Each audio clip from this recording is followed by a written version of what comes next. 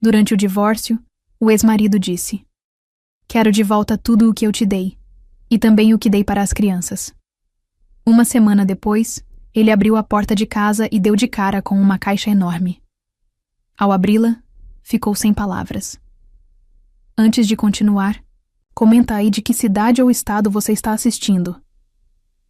Caroline olhava para Guilherme do outro lado da mesa no tribunal e tinha a estranha sensação de estar vendo aquele homem pela primeira vez. 12 anos de casamento, 2 filhos. E agora, o fim amargo.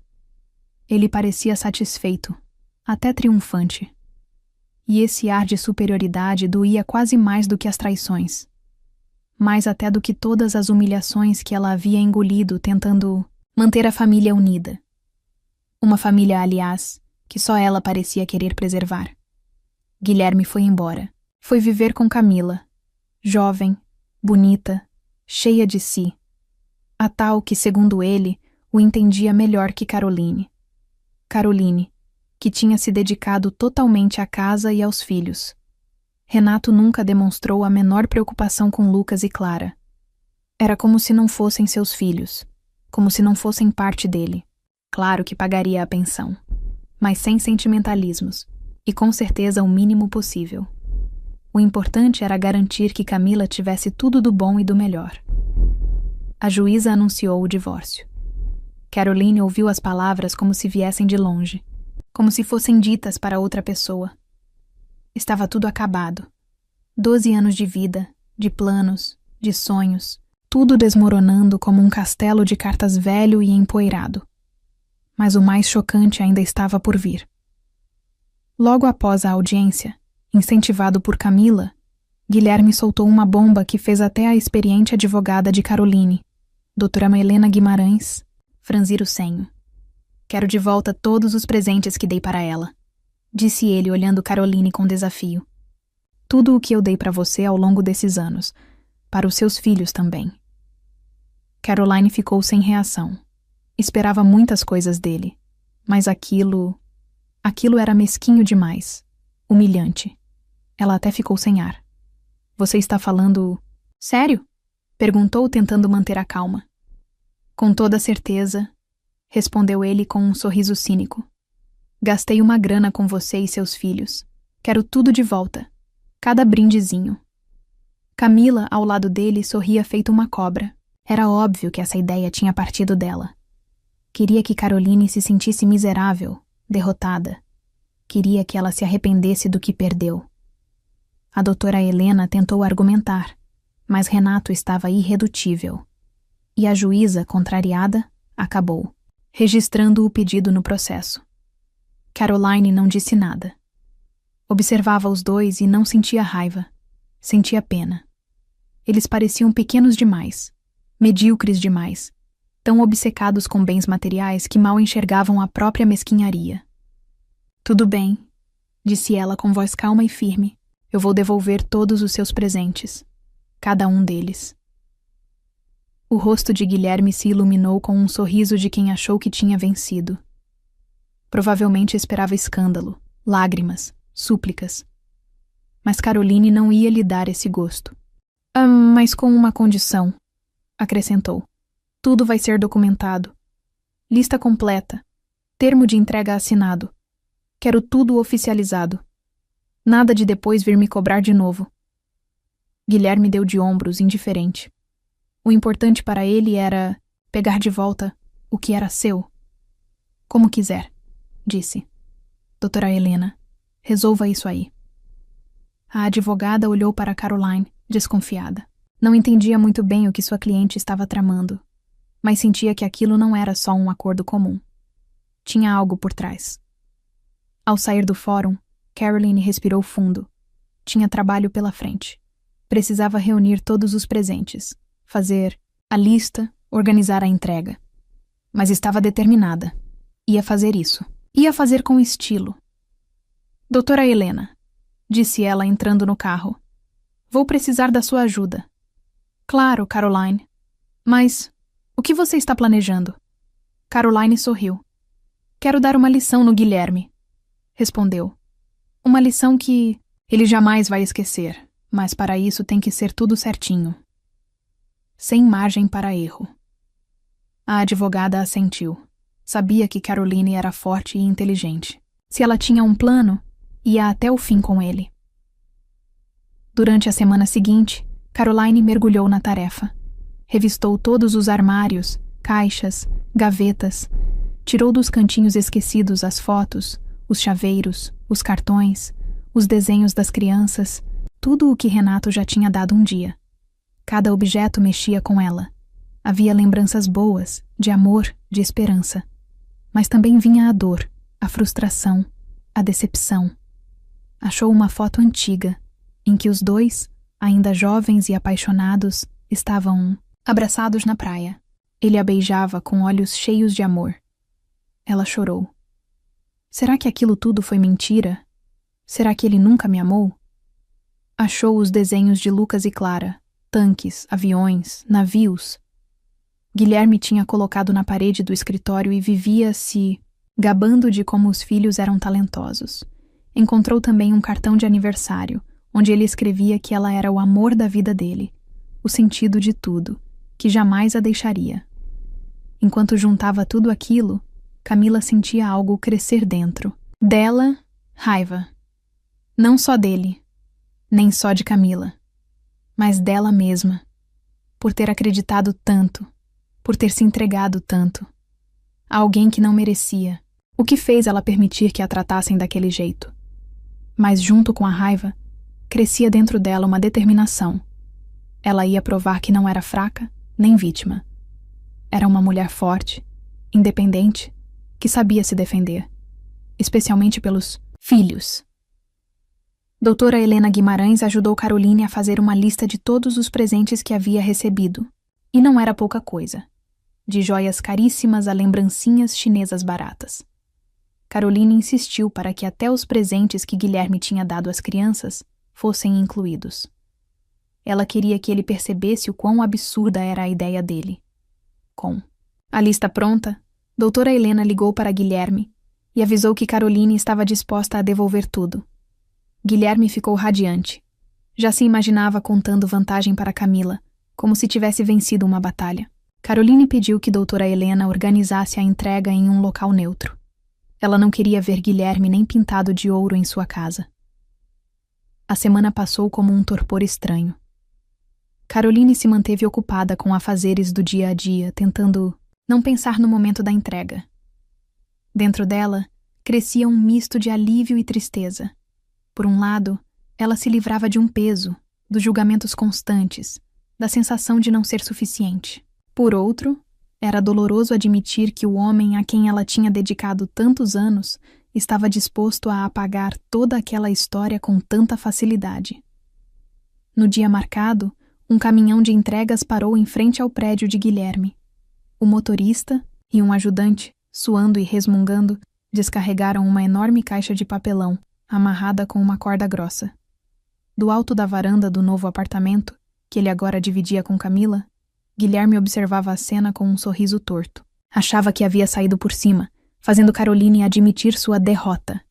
"Assina aqui, cidadão", disse o entregador, estendendo a nota de entrega. "A caixa é pesada, deve ter uns 30 quilos. Cuidado ao manusear." Guilherme assinou, com descaso, e devolveu o papel. Mal podia esperar para mostrar os tesouros que havia recuperado da ex-mulher. Imaginava a cara de Camila diante das joias e presentes. Uma prova do seu poder, da sua superioridade. Depois que os entregadores foram embora, Guilherme tentou sozinho arrastar a caixa para dentro do apartamento, mas não deu conta. Teve que ligar para Camila, que estava pintando as unhas de vermelho vivo. "Camila, me dá uma mão aqui, por favor", pediu ele com a voz mansa. Chegou uma coisa bem interessante. "Pesada, viu?" Camila fez uma careta de desagrado. Não queria estragar o esmalte fresco. Mas a curiosidade sobre os supostos tesouros de Caroline falou mais alto. Com dificuldade, os dois conseguiram levar a caixa até a sala. Ofegante, Guilherme se jogou no sofá. Camila, de braços cruzados, lançou um olhar de desprezo para a caixa. "E o que é esse trambolho?" perguntou com desdém. "Deve ser..." Um monte de trapos velhos e bugigangas. Pra que você quis isso mesmo? Calma. Você vai ver, respondeu ele, empolgado, pegando uma faca para cortar a corda. Guilherme abriu a caixa e congelou. Junto com as joias, os relógios caros e roupas, havia uma pilha de fotografias. Centenas delas, organizadas com cuidado, amarradas com fitas coloridas. Ele pegou um maço e desatou o laço. Sorrisos felizes olhavam de volta para ele. Caroline, os pequenos Lucas e Clara. Lá estavam eles na praia, bronzeados e contentes. Em um parque de diversões, rindo, abraçados, em casa, ao redor da árvore de Natal, abrindo presentes. No verso de cada foto, uma dedicatória com a letra caprichada de Caroline. Nossa primeira viagem juntos. Fui tão feliz. Lucas aqui tem 3 aninhos. Ele ama algodão doce. O melhor Natal das nossas vidas. Guilherme sentiu um nó na garganta. Colocou as fotos de lado e pegou outro maço. Eram desenhos infantis. Casinhas tortas, bonecos com braços fininhos, sóis coloridos. Cada um assinado com letras desajeitadas. Eu amo o papai. Papai é o mais forte. Papai é o melhor. Camila, ao lado, observava aquilo tudo com impaciência crescente. E o que é isso, afinal? Soltou, irritada. Memórias choronas? Pra que você quis essa tralha? Eu achei que tivesse diamantes aqui. Guilherme não respondeu. Continuava, tirando um a um os presentes da caixa. Havia um maço de cartões antigos, assinados por ele nos primeiros anos do relacionamento. Poemas, declarações de amor, promessas de amor eterno. Depois, cadernos escolares de Lucas e Clara, com agradecimentos infantis. Obrigado, mamãe, por me ajudar com matemática. Tirei 10. Obrigado, papai, por me ensinar a resolver aquele problema. Quanto mais ele explorava o conteúdo da caixa, mais confuso ficava. Esperava encontrar ali apenas bens materiais, algo que pudesse vender ou ostentar para Camila. Mas o que encontrou foi muito mais do que isso. Encontrou uma vida. A vida deles. Com todas as alegrias, dores, vitórias, fracassos, com amor e cuidado. No fundo da caixa ainda havia algo mais. Guilherme abriu a pasta e viu os recibos. Centenas de recibos de lojas de roupas infantis, calçados, brinquedos, livros, centros de desenvolvimento. Cada recibo estava cuidadosamente arquivado e assinado. Lucas para o casaco de inverno. Clara para as botas novas. Pagamentos de aulas de inglês. Presentes de aniversário para amigos. Guilherme começou a somar os valores, e em poucos minutos percebeu que o total gasto por Caroline com os filhos nos últimos anos superava de longe o valor de todos os presentes que ele havia dado. Foi então que ele viu uma folha de papel pequena, presa ao último recibo. Estavam escritas algumas poucas linhas, mas aquelas palavras ficaram gravadas em sua mente como uma lâmina. Eu te devolvi tudo o que você queria de volta, escreveu Caroline. Todas as fotos, desenhos, cartões, cadernos, recibos, joias, eletrônicos, tudo o que é material.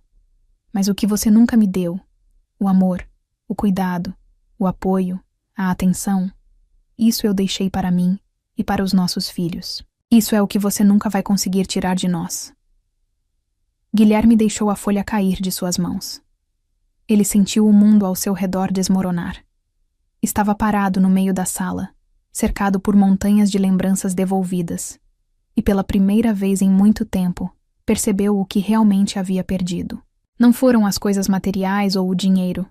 Ele havia perdido a família, o amor, a si mesmo. Camila, que ainda estava na porta, olhou para Guilherme com desprezo. E agora, o que você vai fazer com essa tralha toda? Perguntou ela. Vai jogar tudo fora? Ou vai ficar aí chorando sobre as velhas fotos? Guilherme não respondeu. Ele apenas olhava para a caixa, cheia de sua vida passada, e sabia que cometera um erro enorme. Trocou os valores verdadeiros por um brilho falso, o amor genuíno, por admiração vazia, e agora só restava colher os frutos de seu egoísmo e tolice. Camila, sem esperar uma resposta, virou-se e foi embora para o quarto. Ela sabia que Guilherme não estava em condições de entretê-la ou fazer-lhe elogios. Estava entediada e repugnada por estar ao lado de alguém que, de repente, havia se transformado de um vencedor confiante em um fracasso lamentável. Guilherme ficou sozinho, cara a cara com suas lembranças. Sentou-se no sofá por muito tempo, mexendo nas fotos e desenhos, lendo velhas cartas e cartões. Tentava entender como havia sido tão cego e surdo, como não soubera valorizar o que tinha. Pela primeira vez em muito tempo, sentiu remorso. Lembrou-se de como Caroline cuidava dele, como o apoiava nos momentos difíceis, como o amava apesar de todos os seus defeitos. Lembrou-se das traições, das mentiras, de como a humilhava, e sentiu vergonha, muita vergonha. Mas era tarde demais. Ele mesmo destruíra seu casamento, afastara seus filhos, escolhera o caminho do egoísmo e da traição. E agora só restava pagar por seus erros. Seu olhar caiu sobre um desenho infantil que retratava ele, Caroline, Lucas e Clara de mãos dadas. As figuras tortas estavam pintadas com cores vibrantes e inocentes. No canto, com uma letra desajeitada, estava escrito: "Nós somos uma família." Ele se lembrou desse desenho. Clara lhe deu no aniversário, anos atrás. Naquele momento, ele a elogiou e beijou sua cabeça, mas logo voltou aos seus negócios, às intermináveis negociações e transações. Ele sempre tinha pouco tempo para os filhos, achava que o mais importante era garantir um futuro digno para eles, e o resto eram pequenas coisas. Agora, essas pequenas coisas o encaravam do chão, como se o repreendessem por sua cegueira. Camila voltou para o cômodo. "Sabe, Guilherme, não entendo por que você se envolveu com tudo isso. Por que essas coisas sentimentais? Eu achei que você fosse diferente." Ele, como se tivesse levado um soco no estômago, respondeu: "Diferente? E como você queria que eu fosse? Bem-sucedido, forte, confiante, e não isso?" Ela fez um gesto de desprezo, apontando para a caixa. "Eu tenho que ir. Tenho um compromisso." A porta se fechou, deixando Guilherme em silêncio, quebrado apenas pelo som suave do tic-tac dos caros relógios suíços, que ele comprou para si mesmo, como mais uma vitória. Mas agora, aqueles relógios pareciam nada mais do que um pedaço inútil de metal. Ele se ajoelhou e pegou a foto do chão. Era uma foto dele e de Caroline rindo e se abraçando, tirada no primeiro aniversário de casamento. Eles estavam tão jovens, tão felizes, cheios de esperanças e planos para o futuro. Ele se lembrou de sua risada, clara e sincera, um som que ele não ouvia há muito tempo. Ele mesmo a silenciou, achando que poderia substituí-la por presentes caros, acreditando que isso era o suficiente. Pensava que poderia comprar a ela, seus filhos, sua própria consciência. Mas como ele aprendeu da maneira mais difícil, o amor não se compra, e a confiança também não. Não se pode comprar a família. Não se pode comprar o que realmente importa. Guilherme releu a mensagem de Caroline, encontrada no fundo da caixa. Cada palavra parecia cortar seu coração como uma faca afiada. "Eu devolvi tudo, mas o que você nunca me deu, eu deixei para mim e para as crianças." O que ele nunca deu? Calor, cuidado, atenção, apoio. Estava sempre tão ocupado consigo mesmo, com sua carreira e suas ambições, achando que o mais importante era o dinheiro. Mas agora ele entendia que o dinheiro era apenas papel. O que realmente importa são as coisas que não podemos tocar, mas que podemos sentir. Ele olhou para a lista das despesas de Caroline com as crianças. Os valores eram altos, e ele sempre achou que estava dando tudo, que era o provedor, mas nunca se deu conta de quanto tempo e esforço Caroline dedicava aos filhos. Ele nunca viu ela passando noites ajudando com os deveres de casa, levando-os para atividades, cuidando deles quando ficavam doentes. Ele achava que isso era obrigação dela. Lembrou-se de quando, alguns meses atrás, Lucas pediu um computador novo. Ele havia ignorado o pedido, dizendo que estava ocupado. Caroline, então, comprou o computador com o dinheiro que havia guardado para uma nova jaqueta de pele. Ele percebeu que Caroline sempre foi mais do que uma esposa. Ela foi mãe, amiga, a base da família. E ele? Apenas um patrocinador. Pela primeira vez em muito tempo, ele sentiu vergonha. Vergonha de sua ganância, de seu egoísmo, de sua cegueira. Pegou o telefone e discou o número de Caroline. Os toques demoraram, e finalmente ela atendeu. Caroline, ele disse, a voz rouca.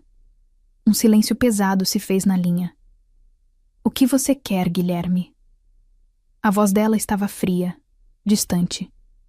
Eu queria dizer que eu estava errado. As palavras saíam com dificuldade. Você sempre esteve errado, ela respondeu. Mas agora isso não importa mais. Eu entendo, disse ele. Eu perdi tudo. Você já perdeu isso há muito tempo, ela respondeu. Adeus, Guilherme. Ela desligou. Guilherme ficou sozinho, em seu apartamento luxuoso, cercado por coisas caras, mas sentindo um vazio profundo dentro de si. Ele percebeu que realmente havia perdido tudo. Perdera a família, o amor, a confiança, perdera a si mesmo. E Caroline começava uma nova vida. Em seu apartamento, agora reinava o riso e a agitação. Lucas e Clara faziam os deveres na mesa da cozinha, enquanto Caroline preparava o jantar. Não havia móveis caros ou decoração de designer, mas havia algo que faltava em seu antigo lar: calor e aconchego. Ali havia amor, compreensão. Na parede, fotos, desenhos, recordações, mas não como as fotos venenosas de Guilherme. Eram alegres e luminosas. Caroline olhou para seus filhos e sentiu uma onda de calor em seu coração. Ela sabia que a vida não seria fácil, mas eles enfrentariam tudo juntos. Ela compreendeu que o verdadeiro valor não são os bens materiais, mas o amor e a família, e isso ninguém poderia tirar dela. Lucas se aproximou e a abraçou. Mãe, você é a melhor, disse ele. Caroline sorriu e respondeu, e vocês são os melhores. Eles se sentaram juntos, abraçados, olhando pela janela. Lá fora escurecia, mas dentro de casa havia luz e calor, porque ali habitavam o amor e a esperança de um futuro melhor. No fim do dia, doutora Helena Guimarães ligou. Como você está, querida? Perguntou. Está tudo bem, doutora Helena, respondeu Caroline. Nós vamos conseguir. Eu sei que vão, disse doutora Helena. Você é uma mulher forte, sempre soube disso. Obrigada, doutora Helena, disse Caroline. Obrigada pelo apoio. Não há de quê, querida, respondeu doutora Helena. Sempre. Estarei ao seu lado. Caroline desligou o telefone e sorriu. Ela sabia que tinha amigos que sempre a apoiariam, e isso também era um valor. Olhou para os filhos, que já estavam adormecendo no sofá, cobriu-os com um cobertor e beijou a testa de cada um. Desligou a luz e se deitou ao lado deles. Sentia-se cansada, mas feliz. Adormeceu e sonhou. Sonhou que estava no topo de uma montanha, cercada por um horizonte infinito.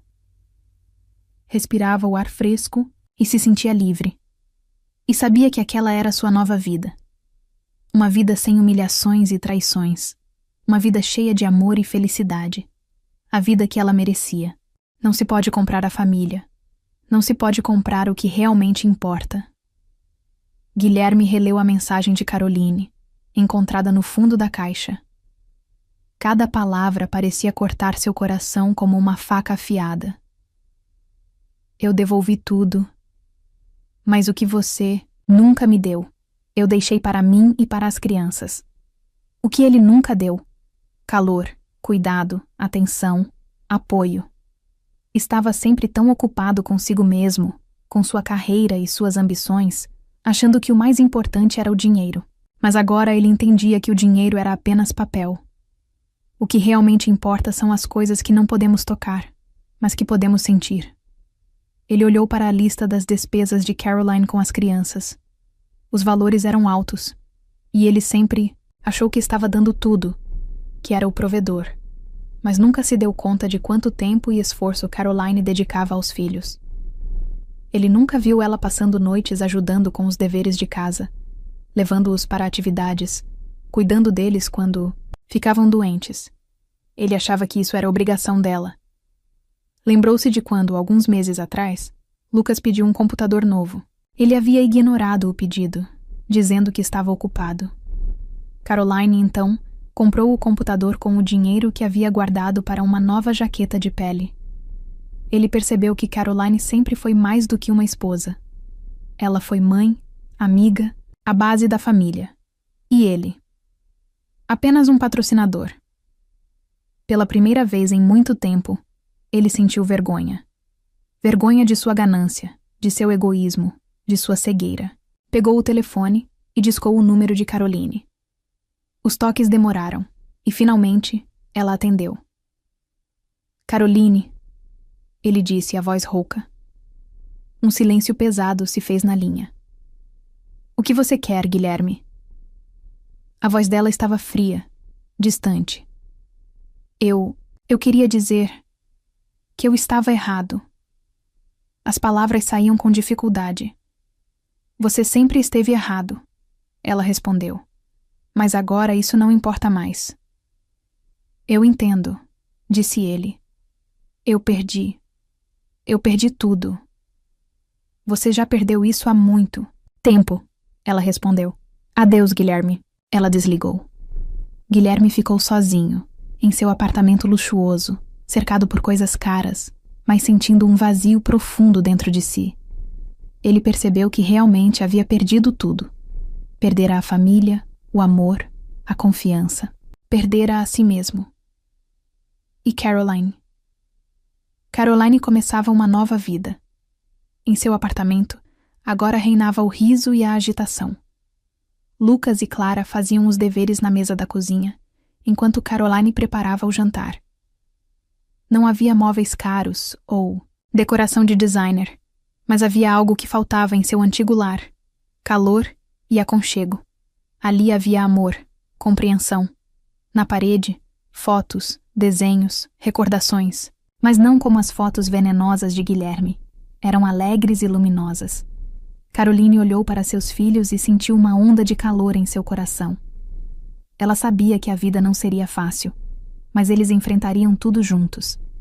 Ela compreendeu que o verdadeiro valor não são os bens materiais, mas o amor e a família, e isso ninguém poderia tirar dela. Lucas se aproximou e a abraçou.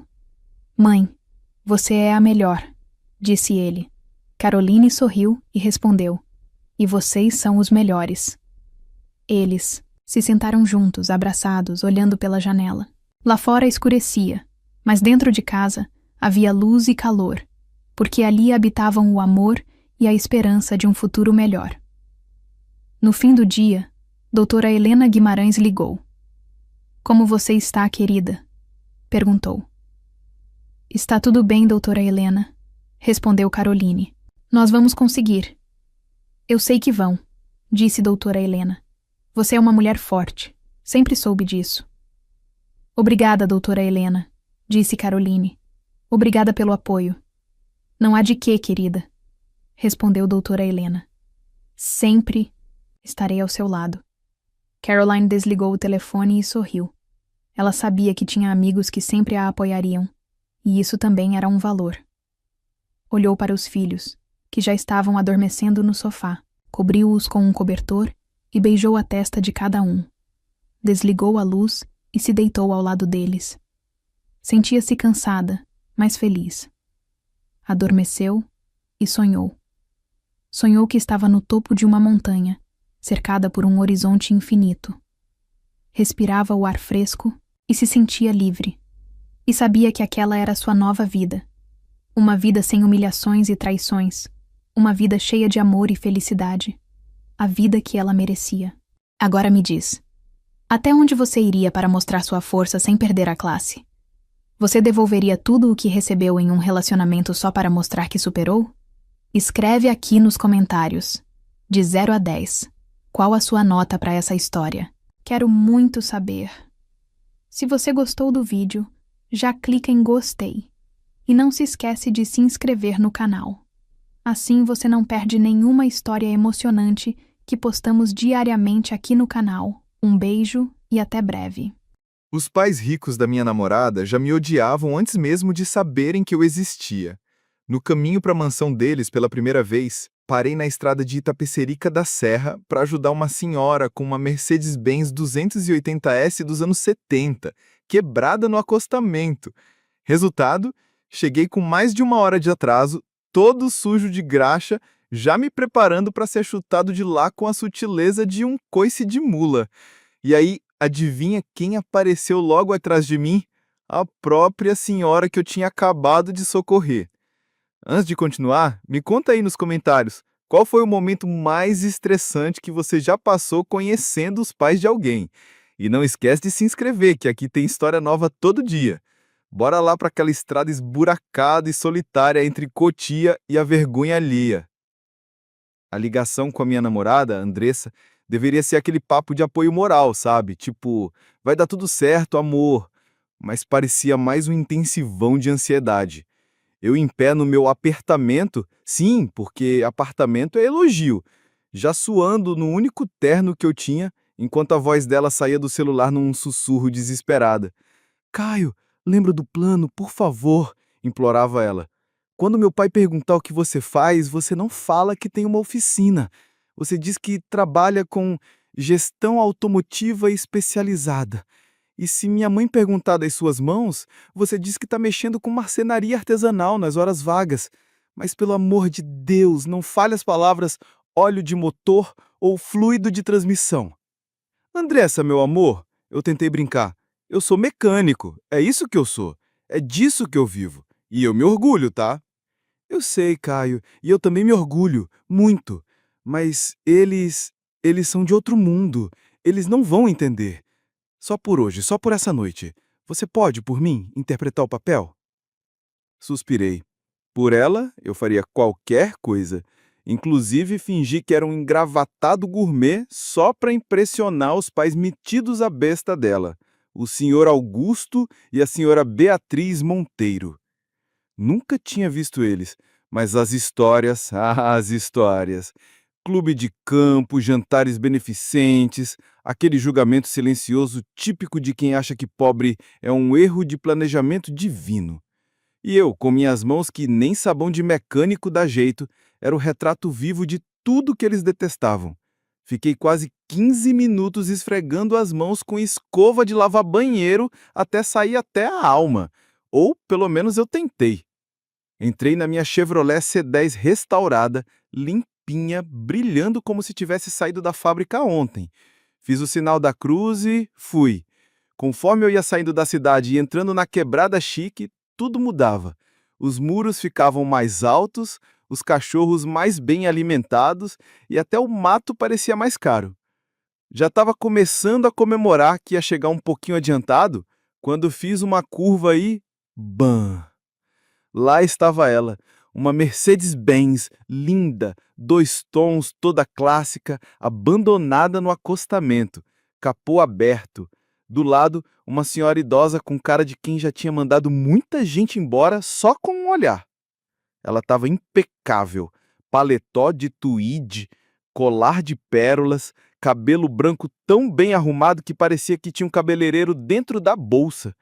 Olhava para o motor fumegante como quem olha para uma pia entupida, sem vontade de resolver. Na minha cabeça, a voz da Andressa gritava: "Segue reto, Caio, você já está atrasado, pelo amor!" Mas a voz do mecânico que mora dentro de mim gritou mais alto. Era um clássico em apuros, e eu não ia deixar aquilo ali daquele jeito. Com o coração de bom samaritano e a paciência de quem já reformou Opala na unha, parei a caminhonete e desci, deixando o paletó no banco. "Problema, senhora?" perguntei, tentando parecer mais educado do que ameaçador. Ela me analisou dos pés à cabeça com aquele olhar de quem viu uma barata entrando no jantar. Simplesmente parou. Respondeu com voz firme e chique. Fez um barulho horrível, metálico, e depois começou a soltar fumaça. Se a senhora não se importar, posso dar uma olhada. Eu entendo um pouco desses motores antigos. Ela me encarou mais uns 5 segundos, como se estivesse decidindo se eu era bandido ou mecânico. E aí assentiu. Fique à vontade. Abri o capô e aquele cheirinho de óleo quente e motor antigo subiu como perfume francês para o meu nariz. Uma sinfonia mecânica. Em menos de 30 segundos, achei o problema. Fio solto na tampa do distribuidor. Clássico, moleza. É só um fio solto, senhora. Em uns 20 minutos consigo deixar ela ronronando de novo. Olhei para as minhas mãos limpinhas, camisa social clara, já sabia que ia aviar obra. Vai ficar um pouco engordurado, rapaz, disse ela com um sorrisinho malicioso. Mas se conseguir fazer essa belezura andar, eu nem ligo se tiver que mergulhar na graxa com você. Peguei meu kit de ferramentas da C10, sujei as mãos, descasquei o fio e reconectei e enrolei tudo com fita isolante. Enquanto eu mexia, a gente conversava. Ela não quis saber o que eu fazia. Quis saber do carro, sabia tudo. Era apaixonada por aquele carro. Quando terminei, limpei as mãos com um pano velho da caminhonete. Pronto, senhora, pode ligar. Ela girou a chave. O motor rugiu, como se tivesse acordado de um coma. Que som maravilhoso! Ela sorriu, e não foi aquele sorriso social de madame. Foi sorriso de criança ganhando presente. Meu jovem, você é um milagreiro. Como posso te agradecer? Só de ver essa belezura rodando de novo, já valeu a pena, respondi, com o coração leve. Tenha um ótimo dia, disse ela, com os olhos brilhando. A senhora também. Ela me deu um último aceno e sumiu. Estrada fora, uma rainha em sua carruagem ressuscitada. Eu fiquei ali com um sorrisinho de satisfação, até olhar para as mãos. Preta de graxa. Minha camisa, manchada. Olhei o relógio. Socorro! Já estava 1h05 atrasado. O solo estava quase se jogando por trás das árvores. O jantar começava às 6. Fui repetindo mentalmente meu pedido de desculpas enquanto percorria os últimos 3 quilômetros até a mansão colonial no Jardim Europa. Desculpa, senhor. Era uma senhora idosa. Uma emergência real. Um carro antigo. Parecia desculpa de aluno que faltou na prova porque o cachorro comeu o caderno. Eu sabia. Aquele povo não ligava para a história boa, só para a aparência. E eu, com a cara amassada, mãos sujas e o orgulho levemente ferido, estava prestes a causar a pior primeira impressão da história da humanidade. A entrada da propriedade era marcada por 2 pilares de pedra gigantes, sem portão. Aquela típica confiança passiva-agressiva de quem tem muito dinheiro e zero medo de assalto. A entrada era um tapete de cascalho branco, que rangia alto sobre os pneus da minha velha C10, como se até o chão quisesse me julgar. Ela dirigia por uma paisagem tão milimetricamente arrumada que parecia saída de um comercial de margarina. A estrada sinuosa entre Itapecerica da Serra e Cotia se abriu, revelando o destino final, a tal casa. Ou, melhor dizendo, a mansão, porque chamar aquilo de casa seria um desrespeito à arquitetura colonial brasileira de elite. Era uma mansão colonial de 3 andares, toda em tijolo aparente, com janelas que mais pareciam vitrine de shopping. Tudo iluminado por dentro, feito navio de cruzeiro na noite de Réveillon. Estacionei minha humilde Chevrolet C10 restaurada bem no fim de uma entrada circular que já estava tomada por sedãs alemães de grife, todos provavelmente com ar-condicionado até no banco do passageiro. Me senti um bote inflável encostando do lado de iates de celebridade. Fiquei ali por uns instantes, agarrado no volante, com o coração batendo feito escola de samba em véspera de carnaval. Peguei um guardanapo de papel do porta-luvas e tentei, inutilmente, limpar a graxa das unhas. Só consegui piorar a lambança. Respirei fundo, como quem vai pular de um trampolim, saí da caminhonete e comecei a solitária caminhada até a porta principal, tão grande que parecia entrada de catedral. Toquei a campainha. O som ecoou lá dentro, como se tivesse acionado o sino de uma igreja vazia. Esperei. Quando eu já estava quase me sentindo um penetra de festa chique, a porta se abriu. E lá estava ela, Andressa Monteiro. O rosto dela, que eu só via por videochamada, antes cheio de expectativa e charme, Agora era uma mistura de pavor com vergonha alheia. Caio? Sussurrou, com os olhos arregalados olhando para minha cara suada, cabelo bagunçado, mãos sujas de graxa e o terno que já tinha visto dias melhores. Meu Deus, o que aconteceu com você? Você tá bem? Tentei te ligar, fiquei preocupada. Desculpa, Andressa. Comecei com a voz engasgada e cansada. Eu tava vindo, mas parei para ajudar uma senhora que estava com o carro quebrado na beira da estrada. Nem deu tempo de terminar. 2 figuras apareceram atrás dela no corredor chique da mansão, iluminadas pela luz amarelada da varanda.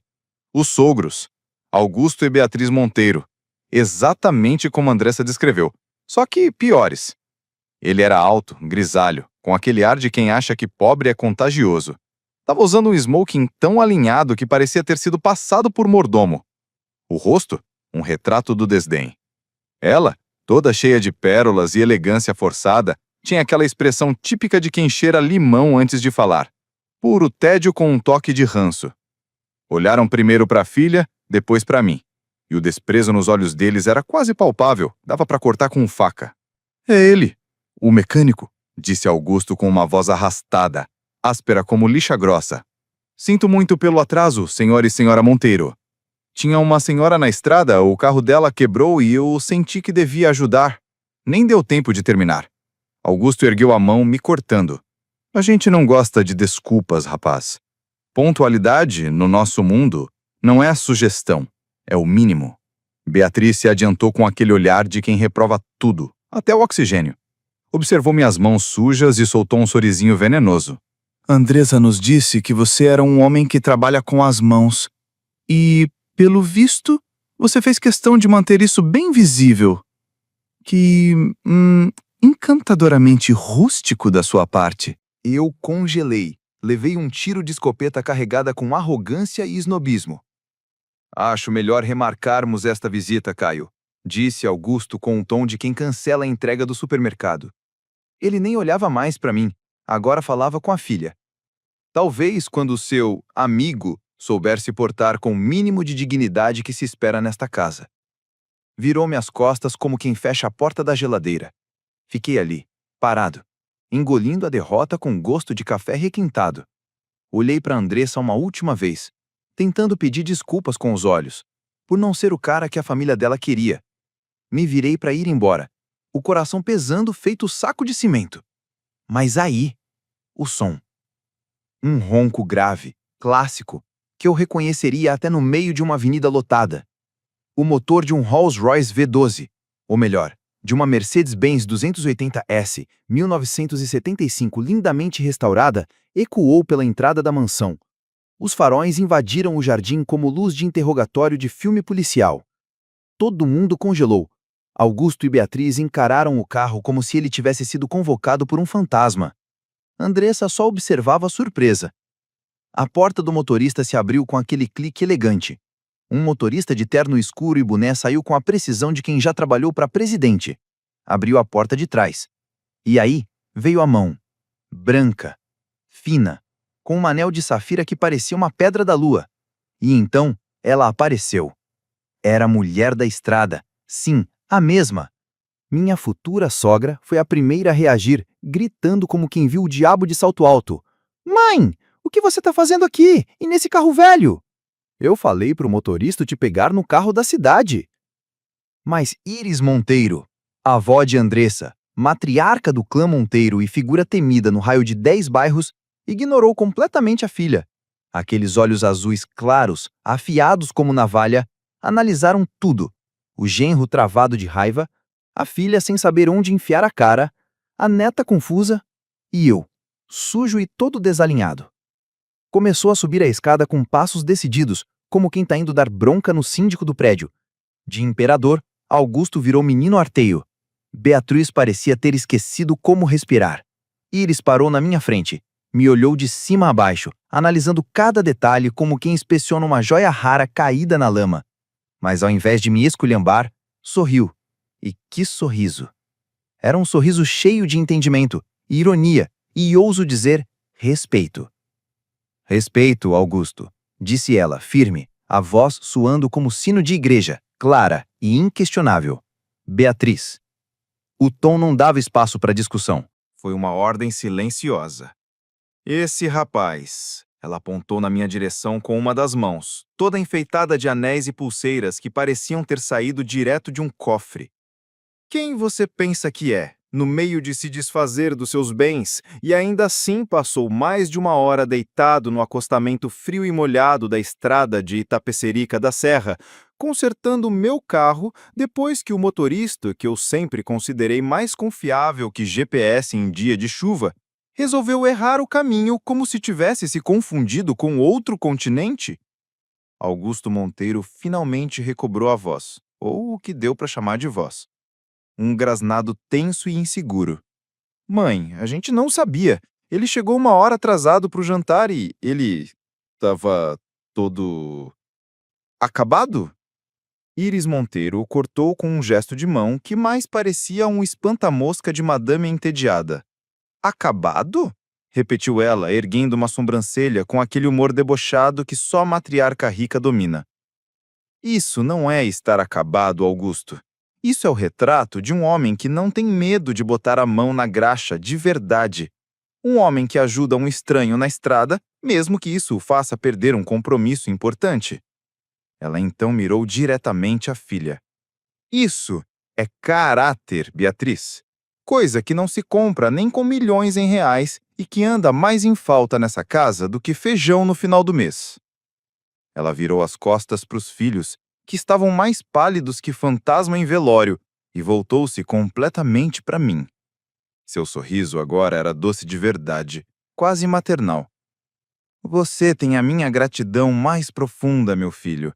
Você tem uma habilidade rara, e mais rara ainda. Usa ela sem esperar nada em troca. E então ela fez algo que, naquele momento, decretou o destino do meu sogro. Ela segurou meu braço com uma força surpreendente para alguém da idade dela. Era um gesto público claro.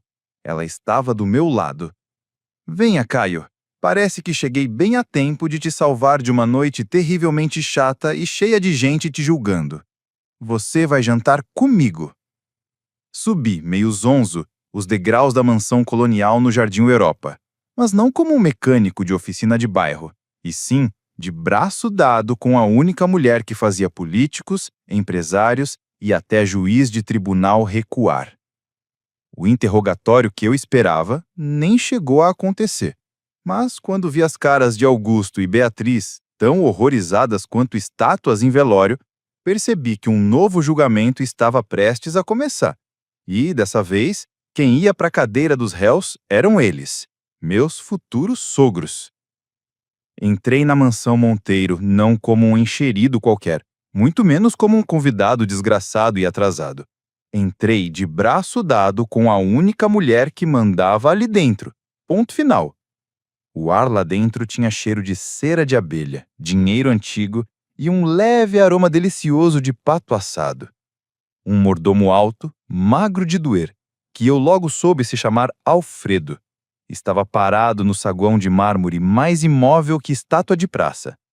Ele olhou para as minhas mãos cheias de graxa e para o meu terno sujo com um leve terror profissional, mas logo ajeitou o rosto numa expressão neutra, daquelas treinadas em curso de mordomo chique, quando viu quem estava comigo. Senhora Íris? A senhora voltou? Sim, Alfredo, respondeu Íris animada como se tivesse reencontrado um velho camarada. Este aqui é o senhor Caio Andrade. Coloque mais um lugar à mesa à minha direita. Os olhos do mordomo arregalaram só um tico, quase imperceptível, ao ouvir isso. O assento à direita da matriarca era o lugar de honra. Mais tarde eu descobri que o Augusto sonhava com esse lugar fazia anos. Entramos seguidos por uma procissão silenciosa e abatida. Augusto e Beatriz Monteiro, que minutos antes eram os donos da casa, agora vinham atrás, como quem foi pego colando na prova. Minha namorada, Andressa, vinha logo atrás deles com uma carinha linda e deslumbrada, tentando segurar o riso. Íris me conduziu até a sala de jantar. Aquela sala era tão grandiosa que dava vontade de perguntar se o avião pousava ali mesmo. Uma mesa gigantesca, pronta para 20 pessoas. Mas éramos só 5. Ela me levou até meu lugar de honra, e eu me sentei me sentindo um Zé Ninguém que tropeçou numa corte real e foi confundido com um príncipe estrangeiro. O jantar que veio a seguir foi um dos momentos mais surreais, mais gratificantes e, ao mesmo tempo, mais aterrorizantes da minha vida. Aquilo não foi uma refeição, foi uma ópera silenciosa, uma encenação afiada. E Iris era a única diretora do espetáculo. Os filhos? A plateia, humilhada. Ela ignorou os dois completamente. Passou o jantar todo focado em mim como um laser. Não me perguntou quanto eu ganhava, nem da minha família, nem sobre planos futuros.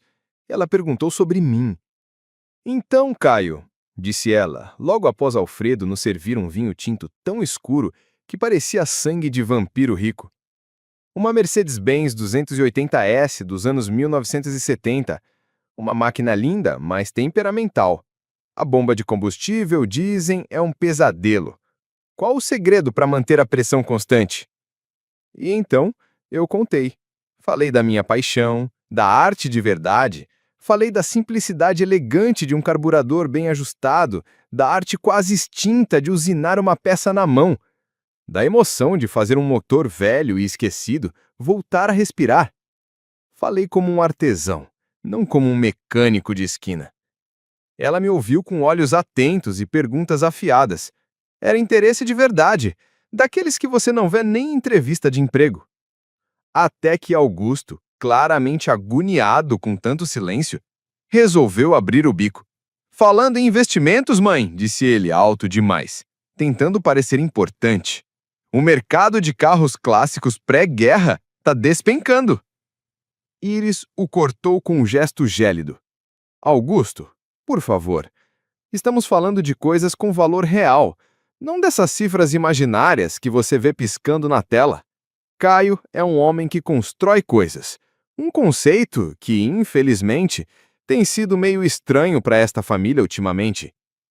Foi um tapa sem mão, tão certeiro que ele se encolheu na cadeira e ficou o resto do jantar mais calado que criança travessa. Beatriz, mais tarde, tentou puxar assunto para recuperar algum terreno. O pato está divino, não está, mãe? Eu mandei trazer de Jardins. Iris mordeu um pedaço, mastigou com calma e depois olhou para mim. Está bom, sim.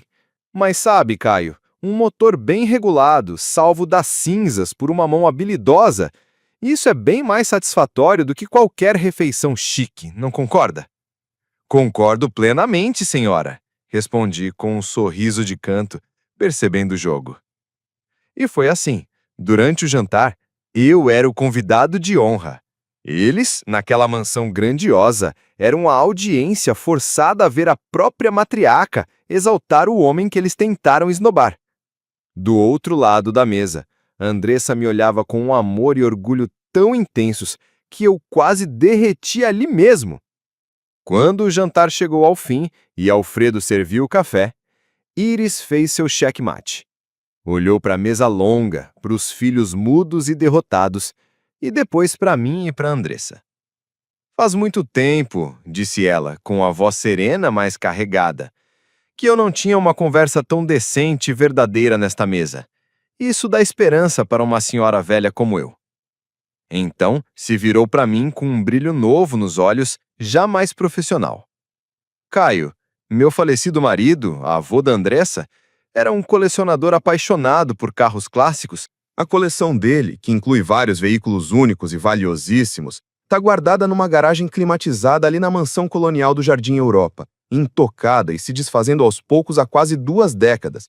Ninguém naquela família tem um mínimo de habilidade ou vontade de cuidar daquilo. Ela se inclinou para frente, com aquele jeitão de executiva fazendo proposta de fusão. Acredito, disse ela, com um sorrisinho vitorioso no rosto, que acabei de encontrar um novo projeto para você. Vamos discutir os termos generosos do seu novo cargo como curador oficial da coleção de automóveis Monteiro amanhã cedo. Olha, sem vergonha nenhuma, meu queixo caiu.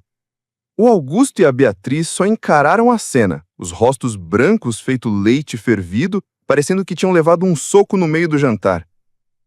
Ela não só me aceitou. Ela não só me acolheu na família. Ela tinha acabado de me dar um emprego, um propósito dentro daquele mundo deles, e de quebra, as chaves de uma parte valiosíssima da história dos Monteiro. O mecânico ceboso que eles quase expulsaram da casa, agora era o guardião das preciosidades da família. O silêncio que tomou conta do salão de jantar depois do anúncio da Dona Iris foi uma obra-prima. Mas não era um silêncio tenso, não. Era aquele silêncio barulhento, sabe? Do tipo que grita: o mundo do seu sogro acabou de virar de cabeça para baixo e não tem mais volta. Eu olhei para minha namorada, Andressa, do outro lado da mesa. O olhar dela era de amor puro, radiante e vitorioso. Parecia que ela tinha acabado de vencer uma final da Libertadores. Ela não estava só feliz por mim. Ela estava vingada. O homem que ela amava, que os pais consideravam um Zé Ninguém, sujo e inapresentável, acabava de ser condecorado pelo alto escalão da família. O Augusto parecia ter levado um tapa sem mão. Ficou ali, com a boca abrindo e fechando igual peixe fora d'água. A Beatriz, então, parecia uma estátua de pânico.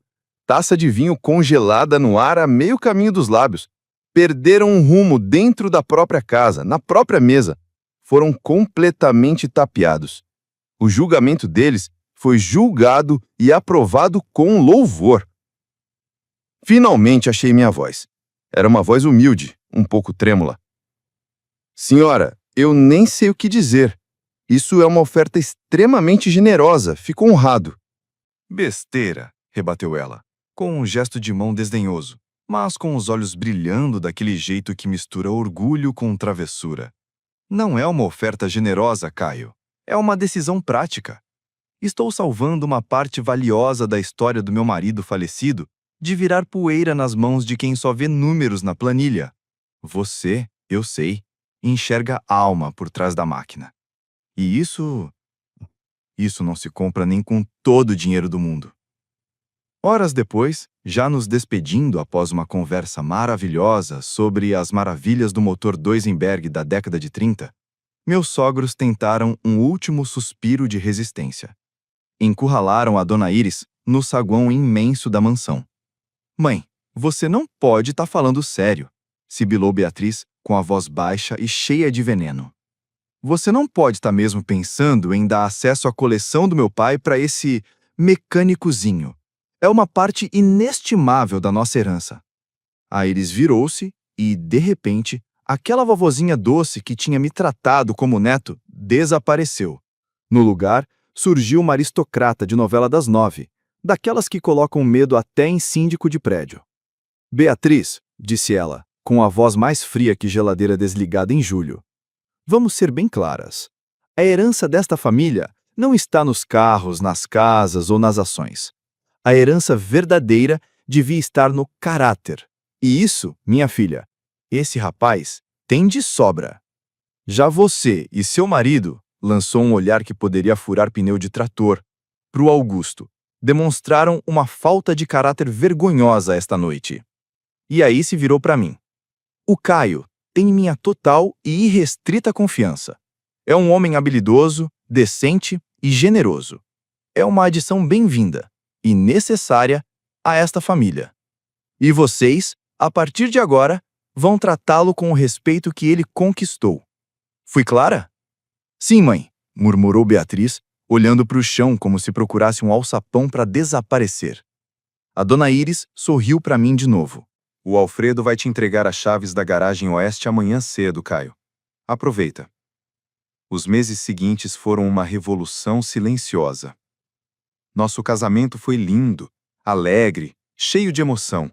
Os sogros estavam lá, claro, com os sorrisos travados no rosto, mas educadíssimos. Parecia até que estavam na frente do RH. Estavam morrendo de medo da Dona Iris e não faziam questão de esconder. No dia seguinte à lua de mel, entrei pela primeira vez na lendária garagem W, com a Andressa do meu lado. Parecia o paraíso dos fanáticos por carro, uma catedral empoeirada e silenciosa da grandeza automotiva. Tinha Bugatti pré-guerra, Ferrari clássica, muscle car americano que parecia saído de filme dos anos 70. Era um sonho, um projeto de vida, uma alegria absurda. E agora, era minha responsabilidade. Meu propósito. Nunca mais precisei fingir que era gerente de oficina ou administrador de concessionária. Nada disso.